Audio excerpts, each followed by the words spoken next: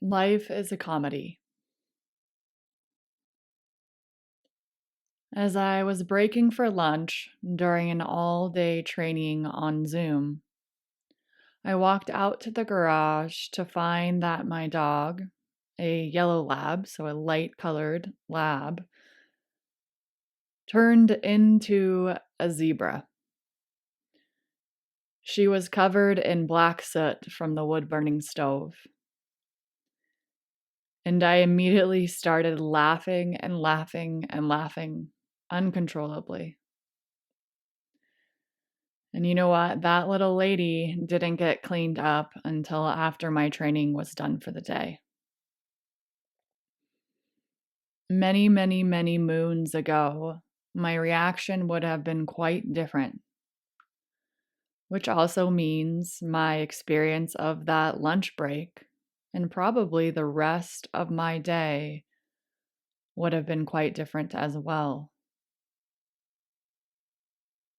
You can only imagine how it might have been differently if I had reacted angry, pissed off, frustrated. If I had reacted with, of course, this would happen to me. How would the experience of the rest of my day be had I had those reactions? So that instant laughter is the gold. And that naturally shows up from being steeped in my yoga practice. And being human, yes, I still have times where my first reaction in a less than ideal situation won't be laughter, where I will have to notice the initial reaction or trigger and then choose how I want to move forward in my experience of life. But the more disciplined and committed I am to my daily practices of yoga, yoga nidra, asana, the physical movement, meditation, breath work, and spiritual exploration through reading, journaling. So, the more disciplined and committed I am to my daily practices, the more effortlessly I show up to life with a lightness.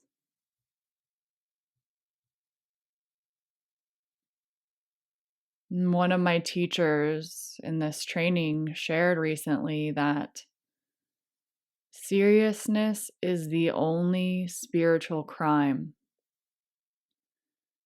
and it doesn't need punishment because the crime in itself is punishment. I think this saying can be applied to life as a whole. There might be times that necessitate being serious, but if we are so absorbed in that seriousness all the time,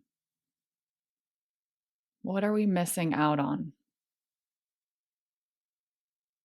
If you look at many of the great sages, gurus, wisdom keepers of the world, you can always find laughter, humor, a lightheartedness among their teachings.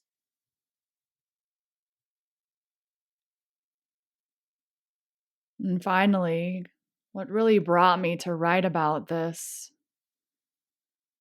was coincidentally this month's theme or exploration is the archetype of the comic. In December, I always draw 12 cards, well, 13 cards, one for every month and a theme for the year. These are from The Wild Unknown by Kim Krans.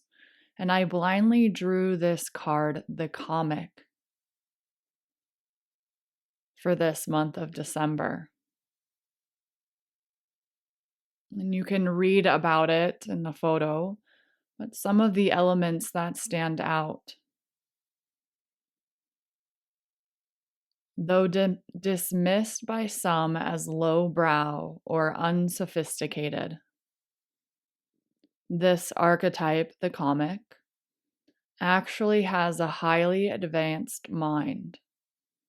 Some may use the word genius, as humor requires one to see the situation from afar rather than to be swept away by the drama.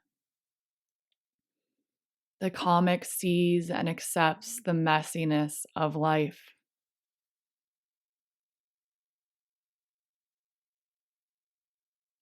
And to explore this archetype of the comic deeper, she suggests to look at photos or images of the laughing Buddha.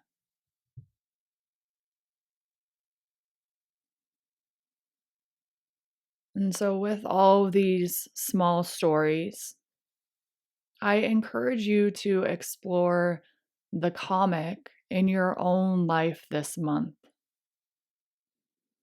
The holidays can be a perfect opportunity for this with family, friends, gatherings, busyness, potential stress, chaos, being exhausted from cooking or traveling, right? All of these conditions that might pull us away from the comic.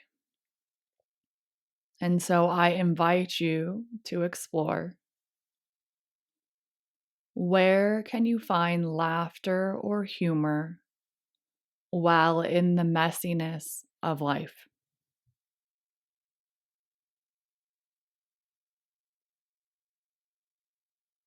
Thank you for sharing your time with me.